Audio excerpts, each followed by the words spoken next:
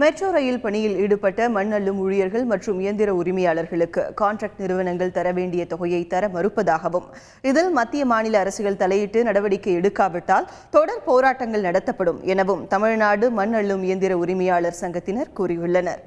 தமிழ்நாடு மண் அள்ளும் இயந்திர உரிமையாளர் சங்கத்தினுடைய சார்பாக இந்த மாஸ் மீடியாவில் ரஷ்யாக்காரங்க 110 பேர் சொல்லாமல் கொள்ளாமல் ஊருக்கு ஓட்டாங்க. அவங்க 36 கோடி ரூபா பணம் தரணும். இங்கே இருக்கிற எத்மோஸ்க்கு அப்புறம் ஜல்லி மணல் எல்லாம் பார்த்தீங்கன்னா அது ஒரு 100 கோடி தரணும். இப்போது கேமன் இண்டியாவில் எங்கள் வண்டி 50 வண்டி விற்கிது. அதுக்கு வாடகை கிடையாது, அப்படியே இத்து போகுது, பேட்டரிலாம் செத்து போச்சு. அதை போய் கேட்டால் நாங்கள் சொல்லலாம்னு சொல்லுவாங்க. எங்கள் வண்டி அவன் சீஸ் பண்ணுறதுக்கு அதிகாரமே கிடையாது. ஏன்னா எங்கள் பேரில் ஆர்எஸ் புக்கு, எங்கள் பேரில் பெர்மிட்டு, நாங்கள் இன்சூரன்ஸ் கட்டுறோம். அது போய் கேட்குறப்பெல்லாம் இன்றைக்கி வா நாளைக்கு வா அப்படி தள்ளிகிட்டே இருந்தாங்க. ஒரு பெரிய போராட்டத்தை நாங்கள் ஏற்பாடு பண்ணிக்கிட்டு இருக்கோம்.